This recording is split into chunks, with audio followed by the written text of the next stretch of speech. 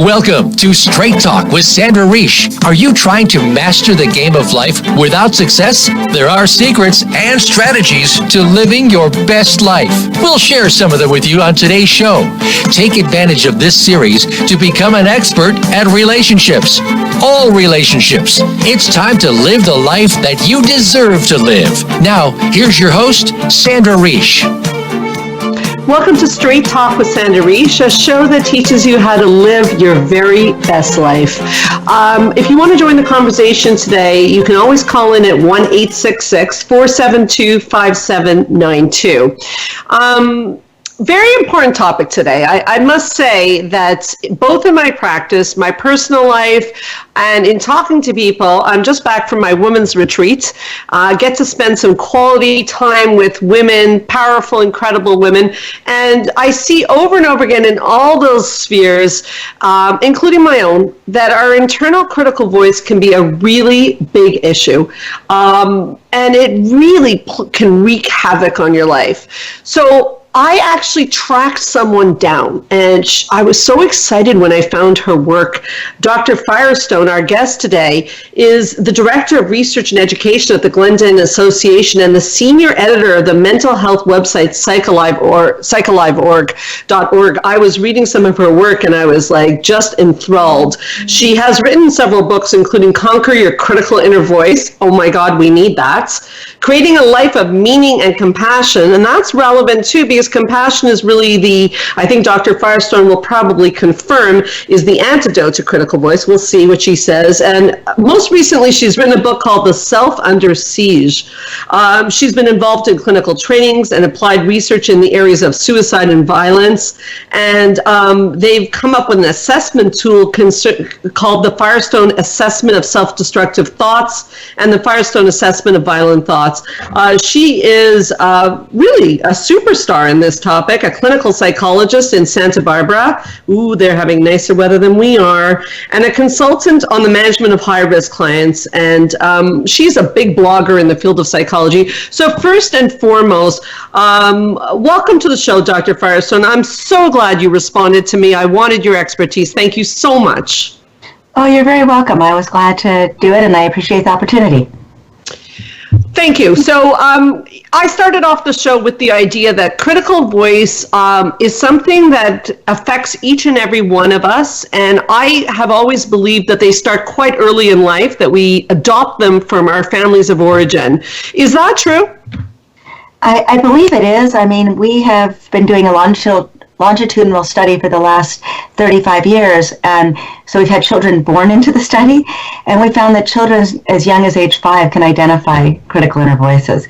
So you're right, it does start early, and it starts not only from the direct messages we get from our parents or early caretakers, but also from the environment around us and how our parents feel about themselves. So if we have a mother who calls herself a stupid idiot every time she makes a mistake, it's not that we think she's stupid, we start to feel like we're stupid.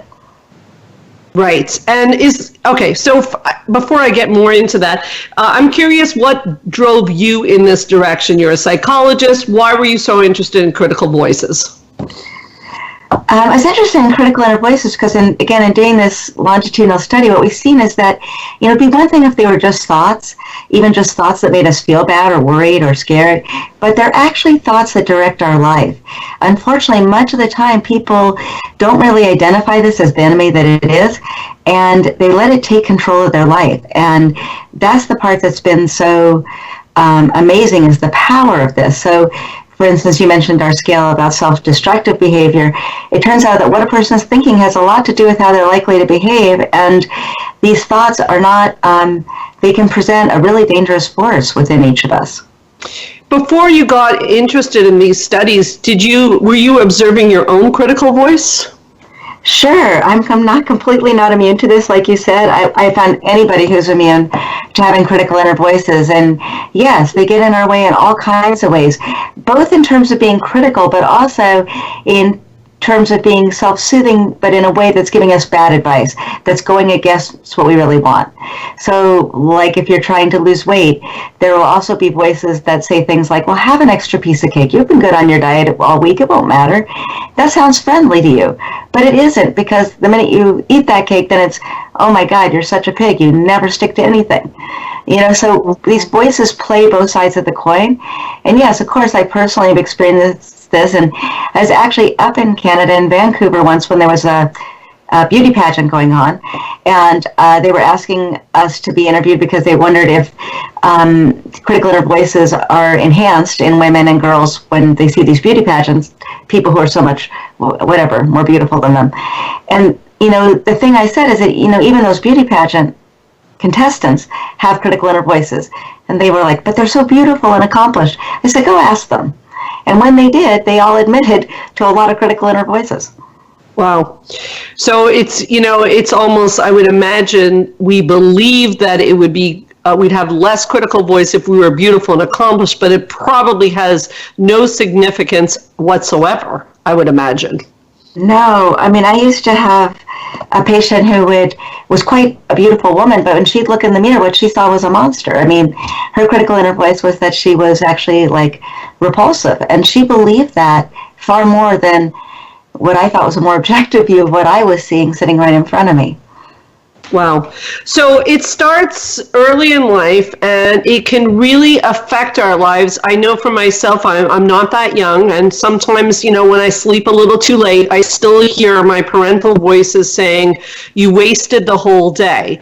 And it took many years for me to realize, and it was really through my husband saying that what was wasting the day was the critical voice, not the actual sleeping in, to identify that critical voice was causing damage, because I think we tend to believe that the critical voice is keeping us on the straight and narrow path.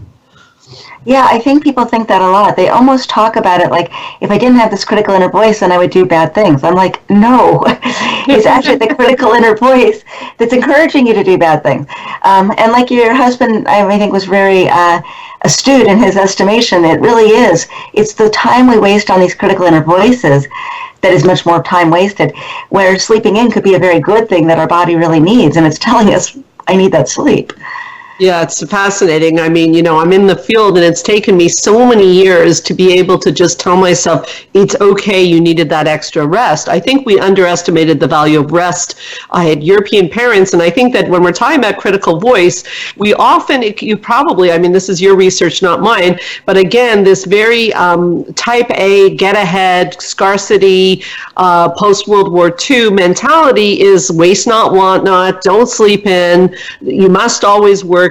It's, I meet many people who are products of that generation. What they lack is something that you specialize in, which is self-compassion. Didn't learn a lot about that growing up. What is that?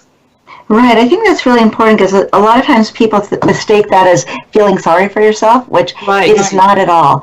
The idea of self-compassion, which Dr. Christine Neff has actually done a lot of research on, and she has a TED Talk about it, is the idea of being kind to yourself in your suffering.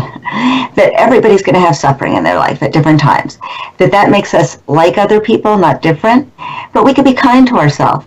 And there's basically three elements to it. It's being kind to yourself rather than judging yourself.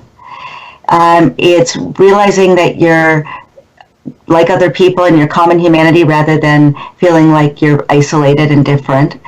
And it's also being mindful of being able to take a step back, that our thoughts and feelings are our thoughts and feelings, but no one thought or feeling makes up all of who you are. These are just things passing through. So you're kind of like, I like the cloud meditation, you're kind of like the mountain, and here's these clouds going by. Your thoughts, your feelings, they can give you information, but they don't define you. And I think that's one thing that's really important. When we get caught up in our critical inner voices and we're really turned on ourselves, we really believe these things, and we believe they define us. It's really fascinating to listen to you talk, because you brought up judgment, and I was just going to say that the critical voice is a very judgmental voice. It lives in a rule book of how you're supposed to live your life, and sometimes it lives in a rule book of your ideal self. I mean, you're supposed to eat broccoli, and you're supposed to get up early, and you're supposed to get this done, and it's all supposed to be quite perfect, isn't it? Yeah, it is. And that's a lot of our critical inner voices are about that perfection and what you should do. They also, a lot of shoulds. And the reality is, in life we have choices. But those shoulds we're never living up to. And there's no satisfying the critical inner voice. So the idea is if you get perfect enough, or if you work hard enough, or if you look perfect enough, that somehow you'll satisfy this. And it never works. So I think that's actually a setup for disaster, trying to meet up to it. I think the real thing is to have that more compassionate attitude toward yourself, to talk to yourself like you would to a good friend. When a good friend is struggling with something, or they eat something other than broccoli, or they sleep in one morning, we're much more likely to say, you probably needed that, or, you know what, it's no big deal. You went off your diet today, you can start again tomorrow. It doesn't matter. We're not usually going to say, when they go through a breakup, nobody's ever going to love you again. But that'd be a bit rough. It is a bit rough, but we say these things to ourselves all the time. We are by far the meanest person to ourselves. People like to complain about other people, their mates or their friends or their boss. But, we're actually the strongest enemy we face throughout our lives is this enemy inside of us. And every time we give into it and act on that critical inner voice, so stay up extra late and finish that project, or, starve ourselves on a diet, or whatever it might be, we actually grow the monster. We're feeding it. And what I say to people, what you have to do is you have to starve the monster. And the monster isn't going to like that, But when it tells you to do something that's against your own self-interest, or to talk to yourself in a harsh way, to just say, no, I'm not going to do that. And when you do that, initially it will get louder, almost like a parent yelling at you to get you back into line. But that if you can stick with the new behavior, it will also start to fade into the background, like a parent that gets tired of nagging. And then you'll have more choices in your life. You'll have a bigger space to live in.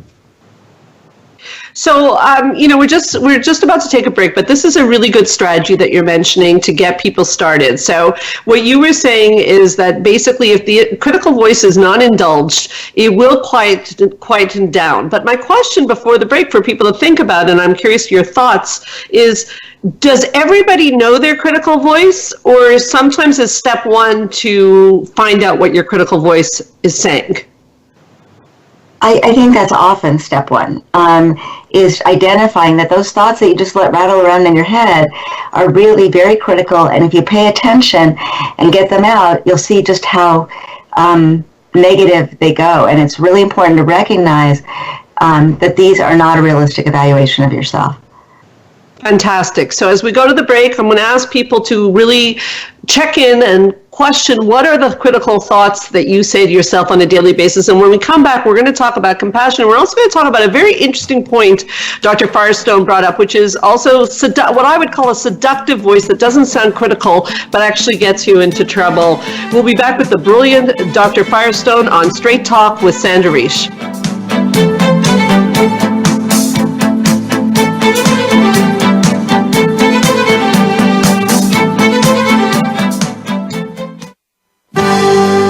Your life, your health, your network. You're listening to Voice America Health and Wellness.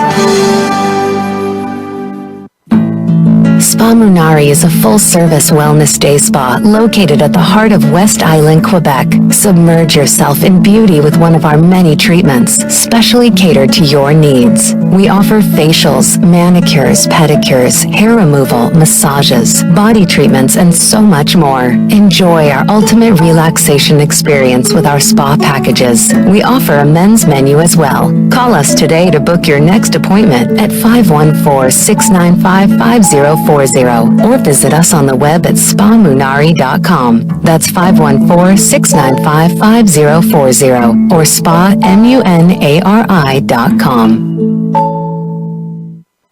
Join the therapist who is affectionately known as the couple whisperer, Sandra Reish, on her famous couple retreats and change your life forever. Sandra offers couple retreats in beautiful locations several times a year that can radically change your love life. Couples describe her retreats as life-changing. Regain that loving feeling, bring your intimacy to a new level, and rediscover excitement and joy. Find out more at helpforanxietydepression.com or call 514-796-4357. We all want love and safety. Now you can have it. Call 514-796-4357 or helpforanxietydepression.com. Change your life forever with the latest cutting-edge products for home study treatment for anxiety, featuring the clinical director of the Montreal Center for Anxiety and Depression and host of Straight Talk, Sandra Reish. Sandra is joined by top therapist Georgia Dow in this revolutionary anxiety videos therapy series. Thousands of people have benefited from this scientifically proven treatment approach. Isn't it time you chose yourself? Visit anxiety-videos.com right now. That's anxiety-videos.com and change your life forever. A fresh look at today's health. Voice America Health and Wellness.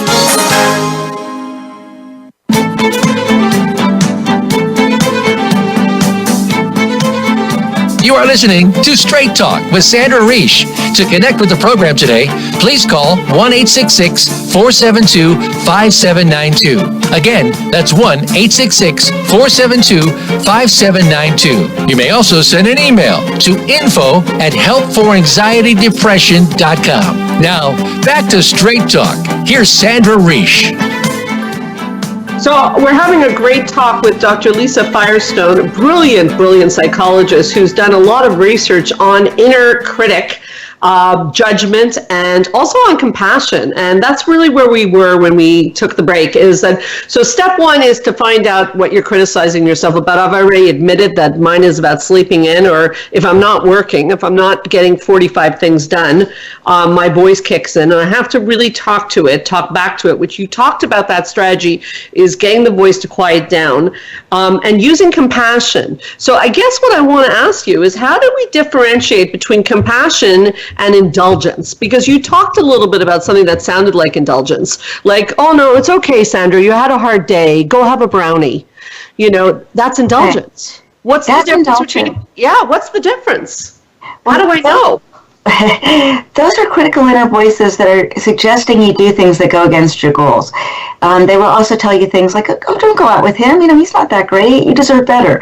Until there's nobody, we rule out all kinds of things for ourselves. So the thing is that there are plenty of this elements of this critical inner voice that sound self-soothing.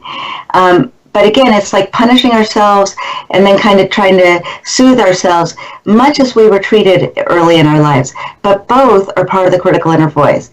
And the critical part, that part that's very negative toward ourselves, at an ultimate end can lead to very self-destructive behavior. That soothing part that makes us special and better than, at its ultimate end can lead to aggressive behavior toward others. So both of them lead to actually disastrous outcomes.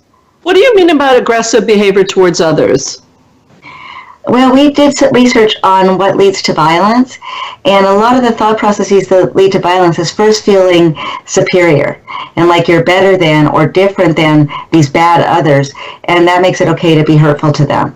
It also, this critical inner voice can be made up of thoughts that are very suspicious towards others, in a way that feels self-protective. Those people are dangerous, those people are bad, that kind of thing. And if you think like that, including picking up sometimes from a mother an attitude that all men are, evil, and these can be very general attitudes that really limit your life and that can lead to bad behavior, because if these others are different or bad or dangerous, then it's okay to do bad things to them. And we sometimes preemptively strike when we think we're trying to protect ourselves when nothing's really happened. So these voices actually distort how we see reality. And in that, they set us up for a lot of bad behavior. So this is fascinating. I didn't really realize that, or that I was not aware of. So would you say critical voice therefore plays a role in like the current state of our country, like racism, race relations, these kinds of problems, violence against different social groups? Is that relevant here? Yeah, I think it's absolutely relevant.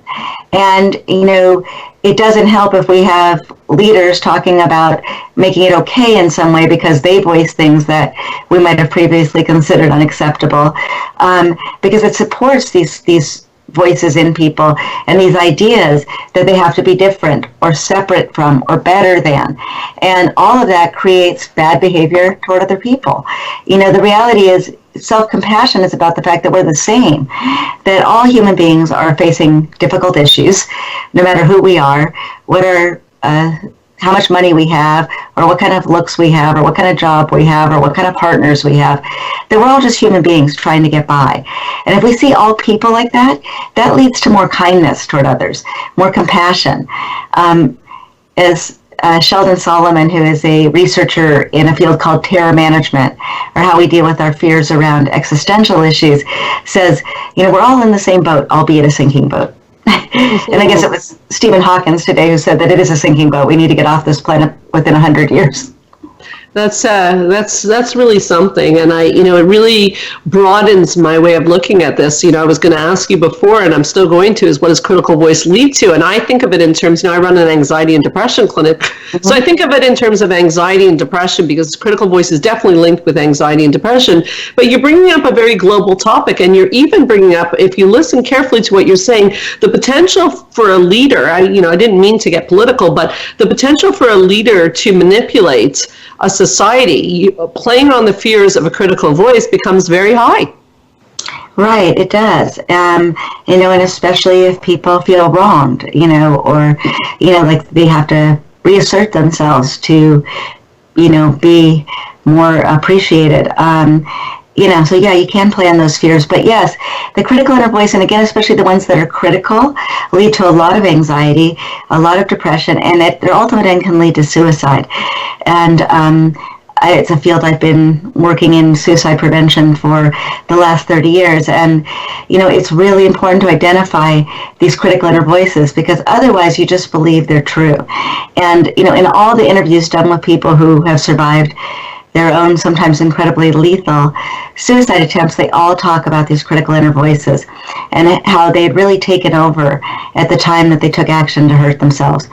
The critical inner voice also plays a role in addictions, partly through that seductive thought process that we were talking about. Have that piece of cake, have an extra drink, it doesn't matter. You're not a drug addict like those other people, you can handle this. And those voices seduce the person into the behavior. Then after they've indulged, they beat themselves up for it, which also doesn't lead to good behavior, by the way. It just leads to more psychological pain and distress, and so you want to do more of the thing that soothes that distress, and so it becomes part of a cycle of addictions. And so we have to get at the seductive thoughts, but we also have to get rid of the self-punishing ones. Neither do us any good. It's very interesting. There's so many levels of what you're saying because we can fool ourselves so easily into thinking that the seductive thought is a compassionate thought when it's not. I have many patients who say to me, well, I've had a really hard day, so yeah, like I deserve. And that can lead to a lot of problems. You're quite right. And I've seen it in addiction. I am curious about the suicide prevention study that you have been on. What are we finding out about suicide prevention? What has your study revealed? What it reveals is that if we take these voices to their farthest extreme, that it leads to suicide, and that we can identify where somebody is on that continuum. We can also look at when we're treating people, are they making change? Are they moving down that continuum towards less self-destructive thoughts, less self-destructive behaviors, both in the intensity and in the actual type of thoughts? And that when we address those, we can really do a whole lot to help the person start to have some more power in their life and choose their own side. You're never choosing yourself when you're thinking something like people will be better off without me. And the reality is people also never feel that way, family members who lose people to suicide. So what we're learning is we really have to interrupt this voice process. And again, self-compassion is huge here. It's really important to say what you might think to a friend who is struggling, not what you would say to yourself. So I guess the first step is we have to recognize the critical inner voice. And one way you can do that is by taking one of our scales. But another way you can do it is by looking at our book, Conquer Your Critical Inner Voice. And we also have an e-course about this too, that helps you start to identify what are the things that are triggers for you in terms of these critical inner voices. So it might be getting on the scale in the morning. It might be having too much time alone. Might be oversleeping. Whatever it is that triggers a thought process that isn't kind toward yourself. And, people think that they have to kind of be mean toward themselves to keep themselves in line, to change bad behavior. It doesn't work that way. Actually, if you're kind toward yourself, you can look at things and say, you know what? I actually really don't like how I did that.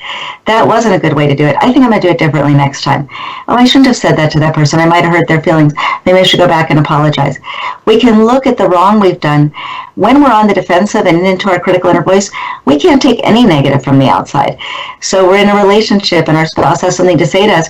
We can't hear it because it just triggers too many other critical inner voices. And we think when they say one little criticism, they're tearing us apart.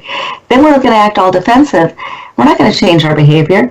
But if we can really hear them, we can evaluate, gosh, do I think that's true? Do I not? How would I maybe go about changing that if I don't like that behavior? So it actually, lowering the critical voice leads to like a certain amount of ego strength, the ability to be able to hear it without, the bells chiming on your necklace so much that you just have to go into defense mode. That's right. very, very relevant to relationships, that's for sure. Right, and one thing we do is we tend to project our critical inner voices onto other people. So we think everybody at work hates me or thinks I'm not doing enough. Or, if somebody says, not enough's getting done in this office, we think, oh, they're talking to me. Or if our spouse says, I don't feel like doing that right now, we might feel like, oh, they never want to do what we want to do. They never like our ideas, they're just stupid.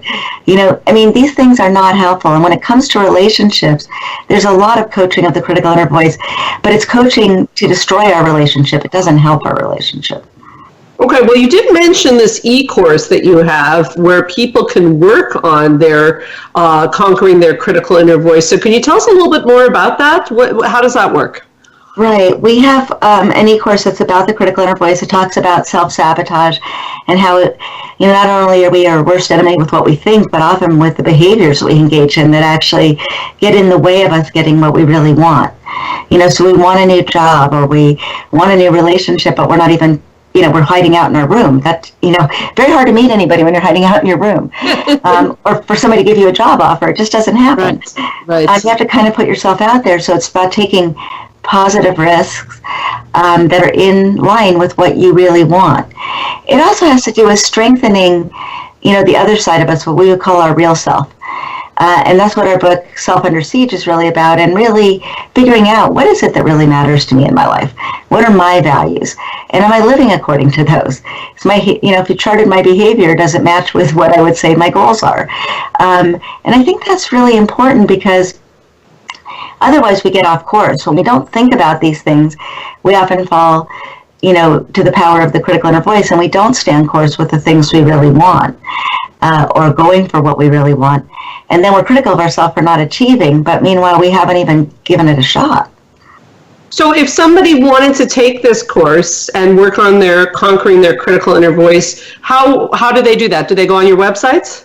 Right, they just go on our website, psychalive.org, and we have a course on how to have an ideal relationship, how to deal with the critical inner voice, and we also have one on developing more secure attachment, looking at the early things that happen to your life and how they shape your life. Because what research shows from the theory of attachment is that it's not how bad your childhood was that has that much to do with how you parent or how you conduct your romantic relationships. It's whether you felt the full pain of your childhood and made sense of it. Have you created a coherent narrative? And that's what we try to help people do with that course, is walk them through the process of creating a coherent narrative. I teach that with Dr. Dan Siegel. Oh, wow. That's amazing stuff. Wow. Definitely our viewers are going to want to check that out. We're going to take a short break. We're going to come back. You talked about attachment. I'm definitely going to want to pick that up with you. It's a topic that I'm very passionate about. And also Dr. Firestone has a gift for us. So we will be right back on Straight Talk with Sandra Reish.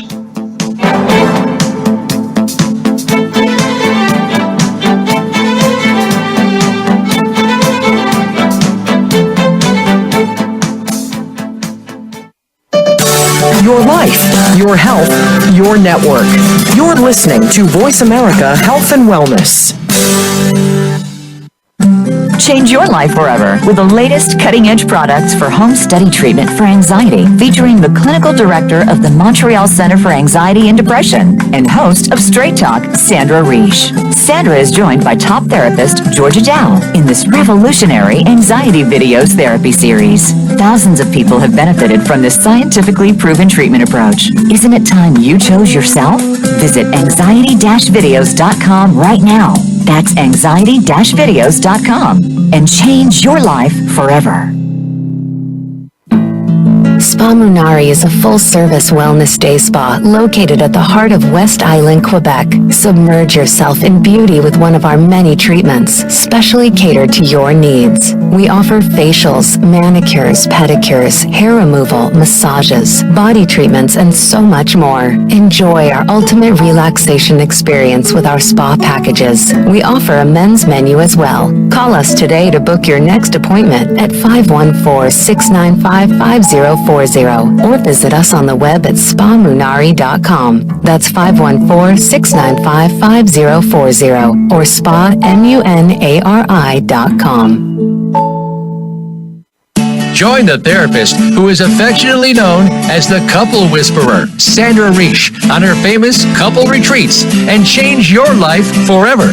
Sandra offers couple retreats in beautiful locations several times a year that can radically change your love life. Couples describe her retreats as life-changing. Regain that loving feeling, bring your intimacy to a new level, and rediscover excitement and joy. Find out more at helpforanxietydepression.com or call 514-796-4357. We all want love and safety. Now you can have it. Call 514-796-4357 or helpforanxietydepression.com. Your life, your health, your network. This is Voice America Health and Wellness.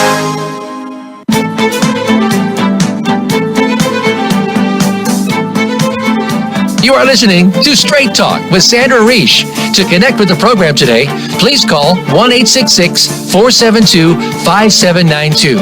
Again, that's 1-866-472-5792. You may also send an email to info@helpforanxietydepression.com. Now, back to Straight Talk. Here's Sandra Reich. We're back with Dr. Firestone. I'm enjoying talking with her even on the breaks. You don't get to hear that part, but I'll update you. We start to talk about attachment and how it plays out in relationships. Attachment, emotional focus therapy, which is the therapy that is used for attachment in couples, is empirically tested, meaning scientifically tested, meaning we know it works. And I was telling Dr. Firestone about the couple retreats I do. I have one coming up where we do this kind of work, and attachment is such a powerful thing. And I loved when you said, Dr. Firestone, about the fact that it's, you could have a bad childhood, but it's not the bad childhood, it's how you make sense of your childhood. Can you say a few words on that before we mention your free gift? Sure.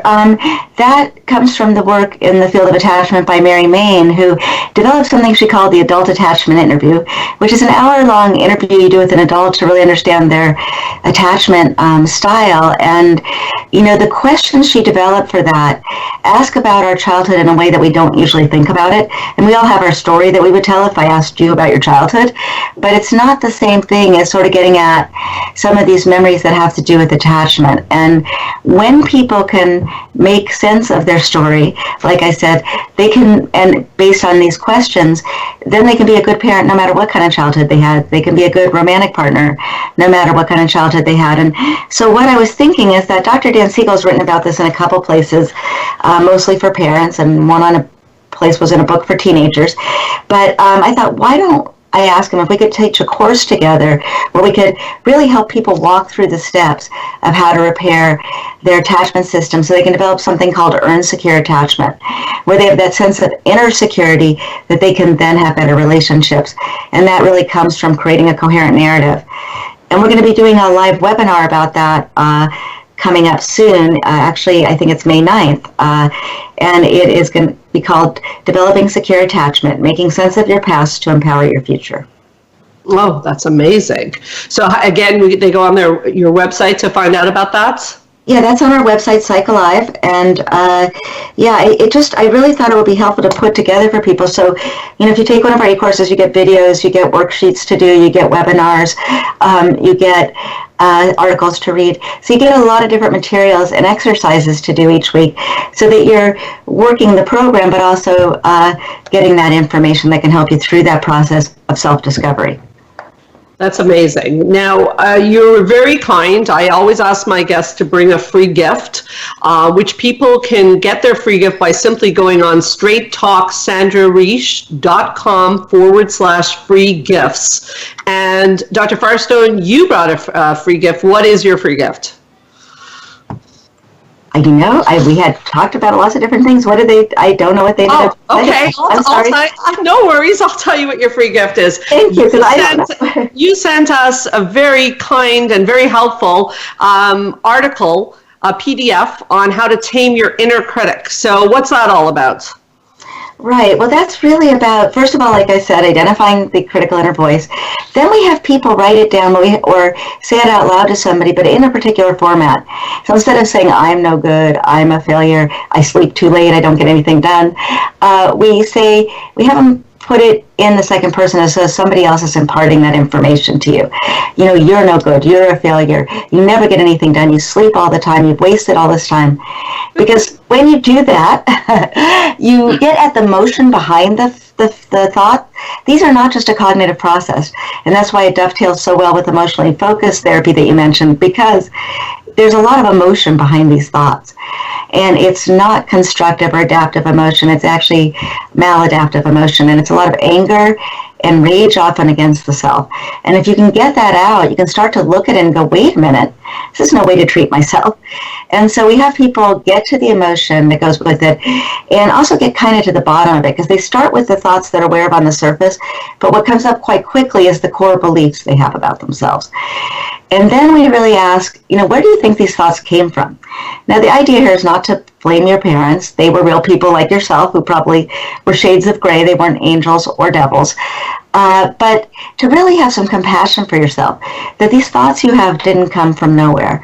And that's really important. We want to increase self-compassion, because that's building your real self. Then we want to look at, what would you say back? What's a more realistic or compassionate point of view? What you might say to a friend. So if you've gained 10 pounds, for instance, calling yourself a fat pig doesn't help. But what would you really say? Well, I've put on some weight. Maybe I need to do something about this. Some more, what you might say to a friend who is struggling with the weight issue, where you wouldn't just start berating them. Instead, you'd sort of problem solve with them about what they might want to do. So what's a more realistic, compassionate point of view? Get that down on paper. And then, how is this voice affecting you in your life today? What are the things that you're doing based on these negative thoughts, like having the extra piece of cake or having another drink when you're trying to restrict your drinking? And what are the things that you want to do that the voice is talking you out of? So you want a new job, but you're not even putting together your resume. Or you want a new relationship, but you're hiding out in your room. So what would be some steps you could take in your own self-interest that would be going against the voice? Either not doing behavior that's destructive, or doing behaviors that are actually going for the things you want in life. And we educate people that you're going to feel anxious if you do this.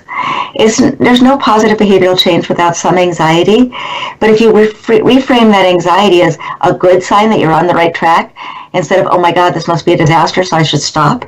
How we frame what that anxiety means, or those feelings inside of us.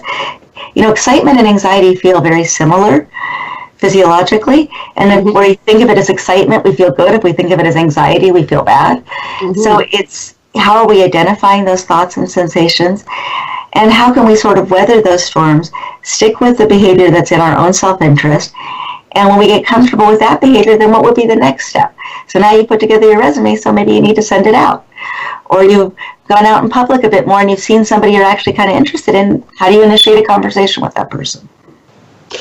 It's exactly right. A step-by-step plan. One thing, though, there's a couple things that I want to make sure that people understand. Self-compassion is not the same as self-esteem, correct? No, self-esteem is really based on your evaluation of yourself. So when we went through this idea that too many kids had low self-esteem, so even the losing teams would get trophies, which by the way doesn't build real self-esteem. Real self-esteem is when you feel good about something you actually did accomplish. It has to be a real accomplishment. If we want our kids to have high self-esteem, we have to help them find things that they're good at and encourage them to do those things, not just tell them they're good even when they're failing. That doesn't help. Hold on, that's a very important point. Can you say that again? Because there's a lot of parents that listen to this show, and I think a lot of parents do that, is give their kids credit for something that they think that there's no accomplishment, they think that's going to build self-esteem. So can you repeat that? That was very, very important. Sure. If we want our kids to have high self-esteem, we have to actually help them find things that they're good at, and then let them feel good about doing those things. We can't just tell them that they're good. When you tell your child they're the smartest kid, but they struggle in some subjects, first of all, it doesn't feel genuine, but second of all, it puts a lot of pressure on them. And in the West, we tend to praise accomplishment versus effort. I think it's a lot better to praise your child for effort. So when they do a picture that they've colored, it's not, oh, that's such an amazing picture.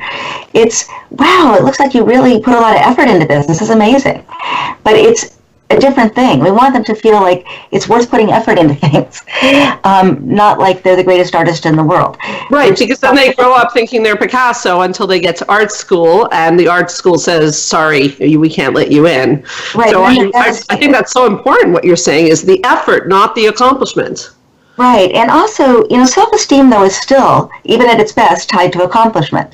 So if you get into art school, great, then you're amazing. But if you don't get into art school, then you're terrible. And, a lot of high school students have just recently found out whether they got into the colleges they wanted. And, that's a very stressful time for people because they feel like their self-esteem hinges on getting in or not, especially if they feel like their family has particularly high expectations for them. But the reality is we could always have self-compassion. That's based on just having a kind attitude toward yourself. And, we have tons of people, I'm sure many of your listeners, who consider themselves kind people because they're kind to others. But if they really listen to how they talk to themselves, they often probably aren't very kind in that regard. And that's why, it's really important to be kind to yourself, that you can support yourself. Yes, we can turn to others for support, but we can also be a support to ourselves if we're kind to ourselves. Oh, I found the right person for the show today. Wow, I love what you're saying. It's fantastic.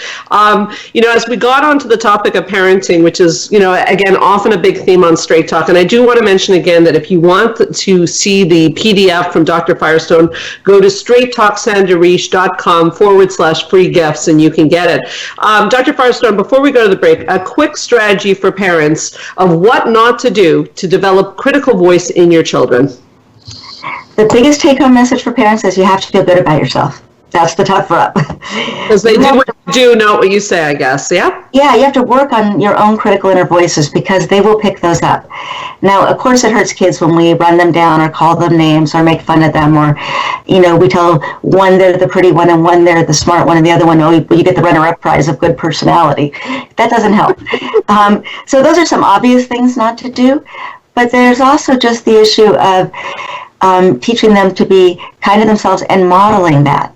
So that when we make a mistake, we say, wow, that wasn't so good, but here's how I'm going to do it differently. Instead of, oh, you stupid idiot.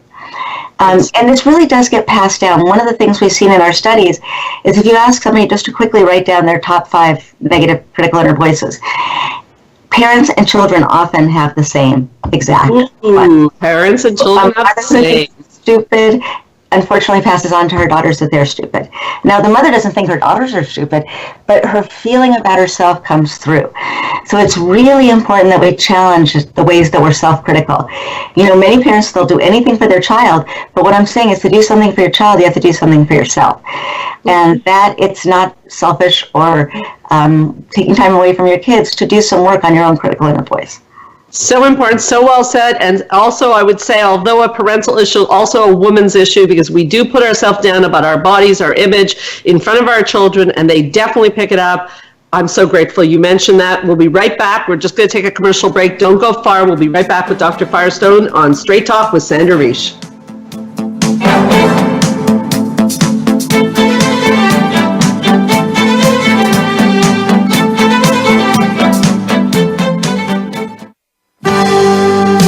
life, your health, your network. You're listening to Voice America Health and Wellness. Spa Munari is a full-service wellness day spa located at the heart of West Island, Quebec. Submerge yourself in beauty with one of our many treatments, specially catered to your needs. We offer facials, manicures, pedicures, hair removal, massages, body treatments, and so much more. Enjoy our ultimate relaxation experience with our spa packages. We offer a men's menu as well. Call us today to book your next appointment at 514-695-5040 or visit us on the web at spamunari.com. That's 514-695-5040 or spamunari.com. Join the therapist who is affectionately known as the Couple Whisperer, Sandra Reish, on her famous couple retreats and change your life forever. Sandra offers couple retreats in beautiful locations several times a year that can radically change your love life. Couples describe her retreats as life-changing. Regain that loving feeling, bring your intimacy to a new level, and rediscover excitement and joy. Find out more at helpforanxietydepression.com or call 514-796-4357. We all want love and safety. Now you can have it. Call 514-796-4357 or helpforanxietydepression.com. Change your life forever with the latest cutting-edge products for home study treatment for anxiety, featuring the clinical director of the Montreal Center for Anxiety and Depression and host of Straight Talk, Sandra Reish. Sandra is joined by top therapist Georgia Dow in this revolutionary anxiety videos therapy series. Thousands of people have benefited from this scientifically proven treatment approach. Isn't it time you chose yourself? Visit anxiety-videos.com right now. That's anxiety-videos.com and change your life forever. A fresh look at today's health. Voice America Health and Wellness.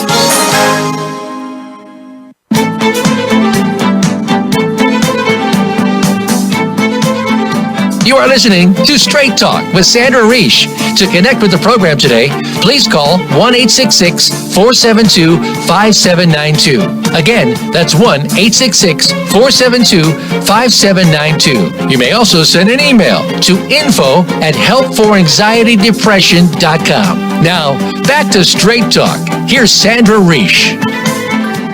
So we're back on this very important and relevant topic of the critical voice and building compassion. I was saying to Dr. Firestone on the break that it really, asking her opinion on is it not really a lifetime challenge to, sort of crack your critical voice? Because I think on a bad day, I can fall back into my critical voice. And she was definitely saying yes. And we ended up talking about someone she interviewed. I'll let her tell the story, and about naming your critical voice. Can you tell us that story, Dr. Firestone? That was a great story. Sure. I was interviewing Sharon Salzman, who does work in meditation, and she actually has a new book out about love. But and she was talking about her critical inner voice and how she's the one who rains on her own parade, so she'll have a certain success, and then she'll be like, oh, but no, everybody's going to find out you're a fraud. And what she's done is she's named her critical inner voice. She calls it Lucy, after the character in the Charlie Brown comic strip. And she'll say, oh, hi, Lucy, there you are again.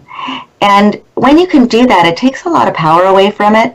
It also makes it really clear that it's not your own point of view. And it is a lifelong thing. The more we can identify it and recognize it, our critical inner voice, the more we can do to overcome it, but also we can take the power away from it by just recognizing and that it's there and that it isn't us. It isn't how we really feel. And I think that can be very helpful for people. I love that. And I was telling you that in my own life, when I hear something in my head that clearly sounds like my parents, I actually say, oh, hi, Peter. I do the same thing, not with Lucy from the comics, but just saying hello to my parents and some of the messages they gave me. Now, I will say to you that I have many a patient who's come into my office and said, and I've given them the research on this, but I'd love to hear your spin on this, that if I don't have a critical voice, I'm going to become lazy and complacent and not accomplish anything. What do you say to that? I say, look, well, where's the evidence for that? Let's talk about that. That sounds like a critical inner voice in and of itself that's keeping you from working and engaging in this therapy in the most helpful way, and is trying to undermine the process. So let's really look at that. Where might that thought come from? If you verbalized it in the second person, let's try to get to the root of that voice, because I think that's a critical inner voice in of itself. Because the idea is that somehow they're going to be this terrible person. And I don't think there's any evidence for that. Our critical inner voice actually makes us cynical towards ourselves, cynical about others. It tells us lots of negative things about other people and how they're maybe going to hurt us, or how they haven't been good enough to us, or any of those kinds of things that actually lead us to really not have good behavior. And if we really identify the voices that go into the behavior, like being a lazy, good-for-nothing who does nothing or whatever, those are seductive critical inner voices. So maybe we need to identify those. So the voices that are telling you that, you'd be nothing without me. If I wasn't writing you all the time, you would never accomplish anything, is one side. The other side of the critical inner voice is telling you, you're writing yourself too hard. You should just, stay in bed. Don't worry about it. That also can be part of a seductive critical inner voice. Now, it doesn't mean we shouldn't rest enough. And certainly if you have a patient where their pattern is to overwork and overworry and overthink things, you can point out to them that, is that really doing them any good? Has that made their life better to do that? It usually hasn't. And so what would it be like to actually think of that as a hostile point of view separate from themselves, and see, let's just try it for a week and see how it feels. The lazy bum is probably someone with a critical voice who's just given up. Yes, very much so. And beating themselves up about being a lazy bum doesn't make them work harder. It just makes them feel more miserable. And then they feel more debilitated to move forward. So I try to identify that critical inner voice that, if I don't criticize myself, then I'll be a lazy bum, as a critical inner voice in of itself that's sabotaging the therapy. And, just to give them some self-compassion exercises to try for a week, and let's just see how it works out, if you get more done or less done. That's a great idea, to just break it down to one weekend, and if it really backfires, we can talk about that. But the research, again, when I lost you, I had to jump in there, but the research that I'm aware of shows that people with a lower standard actually achieve more. So actually being kind to ourselves will make us better, not worse. And I think it's an illusion we have that we need to beat ourselves up to get to where we want to go. Is that right, Dr. Firestone? Yeah, very much so. And we drive ourselves and drive and drive and drive. And then we're not very efficient at anything that we do when we're doing that either. So that perfectionism, I think, is really overrated. And that, excessive drive to get things done, it often deprives people of the more important parts of their life. And so one really important question for people to ask themselves is, are you living based on what you really believe and with your real priorities and the things that give meaning to your life? Are they getting the justice they deserve? Or are you spending more time at work because you have this feeling like work is the only thing that's important, and maybe that's an idea you got from your parents? Because, what people end up missing out on who have that kind of drive is often, that extra moment with a friend, that more time with their children, that, giving enough time to their relationship to keep their relationship good. Yeah, I mean, the brilliance coming out of your mouth is just, it's so relevant to so many people. I cannot thank you enough for coming on Straight Talk with Sandra Reish. Where can people find you if they want to find you? Right. Well, they can find any of the things I've been talking about on our website, psychalive.org. Or if they want to get a hold of me directly, it's lfirestone at Glendon, GLENDON.org. You're an incredible woman, Dr. Firestone, and a brilliant clinician. We're very grateful to you. Thank you so much for coming on the show. Oh, you're very welcome, and I really enjoyed talking to you, and I'd be glad to do it anytime. I'd love to do it again. Thank you, Dr. Firestone. I'd like to also thank all our listeners for listening to Straight Talk with Sandra Reish, and I'd like to invite you all to come back next week. If you're interested in our retreats, our couple retreat on attachment coming up May 29th, therapy or other media that was mentioned on this show or previous shows, check out helpforanxietydepression.com. And don't forget to get your free gift from Dr. Firestone or hear previous shows at straighttalksandrareish.com. For the gifts, just put a /radio gifts. Check out the Facebook page, Straight Talk Sandra Reish. You can leave a question for Dr. Firestone or myself, and remember to like the page. You can listen to this show or any prior show as a podcast on the website or on the podcast app of your iPhone and on iTunes under Straight Talk with Sandra Reish. And feel free to drop me a line or a question at info@helpforanxietydepression.com. If you are a professional and you're looking for keynote speakers or training on anxiety, depression, emotional regulation, or living a purposeful life, remember that I'm your source for evidence-based practice and education. My name is Sandra Reish, and I promise I'll help you learn to live your best life again next Thursday, same time, same channel. In the meanwhile, this is Straight Talk with Sandra Reish, and keep your eyes on the stars.